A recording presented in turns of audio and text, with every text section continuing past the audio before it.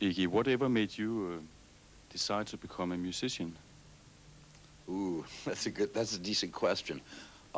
It was a combination of the industrial sounds I heard when I was growing up. It was more the noise than the music, and mainly just the noisiness of it. It gave you a chance to make noise and jump up and down and go like that, and it was just the most fun of anything to do. You were a drummer originally. I was a drummer. I was a really bad drummer, but very enthusiastic. And when I played, I had a kind of quality of intoxication. It's a drunkenness with the amplified guitar and the loudness of the drums. I just liked it. It was big and loud. But why you didn't ever become a hippie, though it would suit your age? No, I dabbled for about 6 months when the Summer of Love came. I grew a little mustache and had some Indian robes, but I got tired of that. No, I stuck more with just hard music, basically.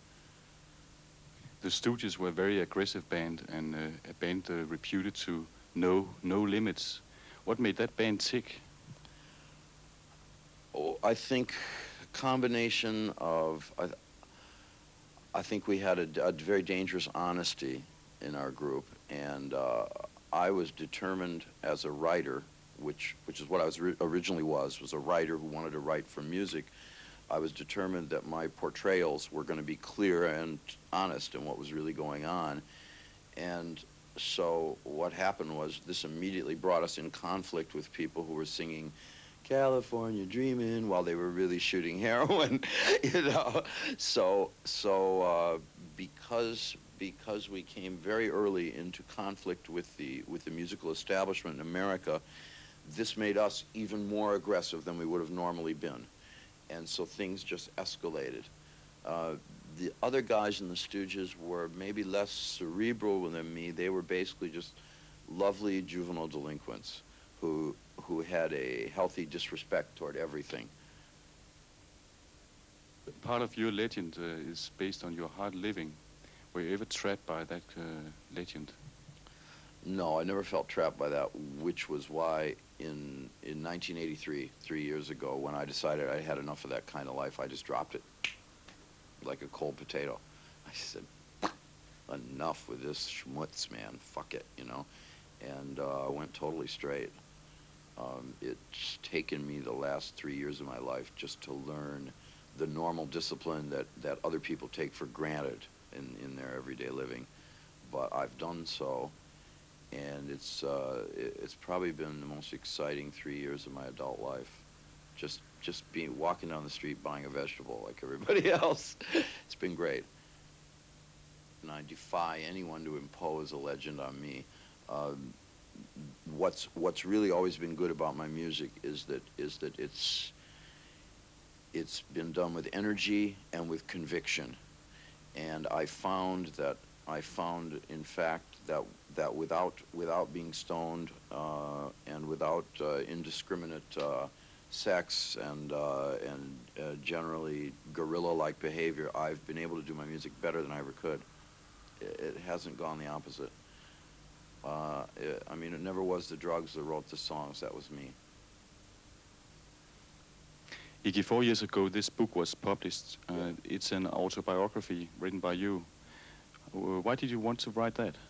Two reasons. One, a lot of the stories in here are about the struggles of some people who didn't have maybe a whole lot of talent and didn't have any musical expertise or any money or anything to start a group, a rock and roll band. And I always thought that it's at that level, at the level of beginnings and at the level of people struggling, that things are a lot more interesting than when they get big and it's all the helicopter, the stadium, hurrah, hurrah, the money, oh, the management, and, you know. And so I had seen so many bad rock and roll films and bad videos about rock and roll, giving people the idea that that's what's important about it. I thought, fuck that.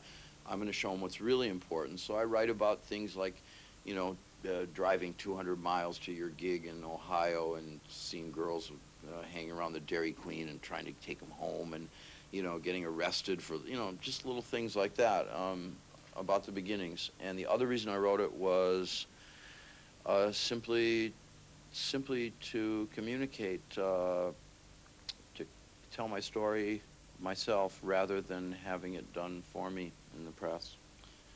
And also because I read so many bad rock star books, like, at 7:30 p.m. the limousine picked me up. I put on my new hat. It's really cool. You should see it. Oh, wank, wank. So I tried to do something a little better. In many ways in the Stooges, we had a certain prejudice toward people who have it easy. Um, I just think there's a very fine dividing line between people who win and people who lose in this life, and I think people who are lucky enough to be on the winning side should show some respect to those who aren't.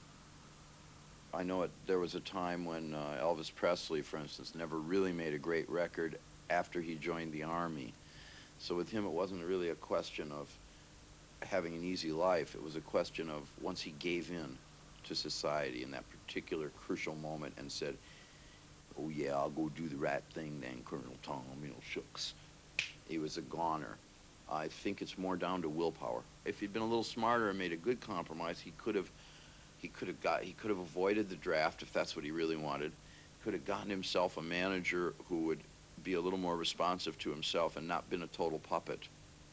I think everybody in this world has to compromise in some way all the time. It's a matter of choosing which areas you're going to compromise in. That's my personal feeling. A lot of younger musicians today see the guitar as a credibility symbol. Well, that's bullshit. Most young guitar players are just awful. And not only are they awful, they're stupid, and they're a bunch of wankers. They're not even any fun to go out and have a drink with or talk to or anything else. But then that's most of the world. No, what I always said was that if the noises that attracted me originally were things like the machine presses that turns out the fender of a car in a foundry, or the sound of a ship bumping into the dock, or the sound of a space heater when you turn it up in your house and it's kind of bzzz, or the hum of the dishwasher, the electric washer and dryer, these sort of things. That came way before the guitar. Then later it was the guitar. I have more feeling for a guitar played well, personally, than for a synthesizer. But it's certainly nothing to get dogmatic about. And if you're a crummy guitar player with no ideas, you're just a crummy guitar player. You're not credible. The music of a German band like Einstürzende Neubauten, they exploit those noise sources you talk about here. Do Yes, you know them? Do you like them? I do like them, yeah. Yeah, I like those records.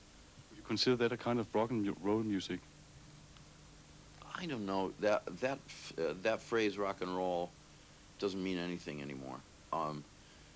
All the governments have gotten behind it now. All the corporations are behind it. In America, they're using it. They use 50s rock songs to sell cornflakes, baby diapers, Hey, mama, your baby won't shit, I mean, it's what? What does it mean?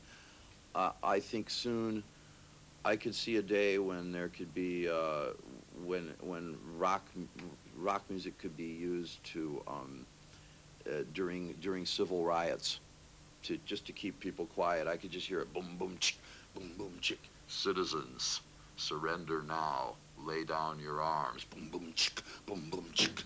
I mean, it could mean anything. What made you sing a song like Real Wild Child, which is kind of juvenile at the age of 39? Real Wild Child is a celebration of the juvenile instinct, and also a realization of how silly and very tiny is the meaning of being wild. Because basically, in this human life, all it really means to be wild. You have a little, give your ego a little rein and jump up and down a little bit and go woo woo woo, and that's about it really. And other than that, I liked the song because in the third verse, I mean, it was written in the 50s, and in the third verse, he's mentioning the world gone crazy and everything hazy, and it was even before Purple Haze was written. And I just thought, yeah, I like that. But even though he likes the real wild fun, I'm sure that the guy, I mean, the guy that wrote that song, his idea of a real wild fun would probably be to pick up an underage girl at a drive-in and get her out on a dark road in his convertible, you know, and then get away with it. You know, that would be like, wow, you know. Yeah, wild. So basically, isn't it, it's probably just, you know, drink a little, fuck a little, get away with something, you know? It's like, you know. Pretty innocent. Yeah, it is. I think so. But I sense that you have a kind of a little bit of ironic, there's a bit of ironic twist to your interpretation, maybe. Is that visible in the video you are making on the song? I didn't really. All I did was I had them film me doing it live because I don't think a song like that is worthy of a kind of you know, Rodin sculpture. You know, it's like not something you think about. I just said film it, so we filmed it live. Did it like that. Will you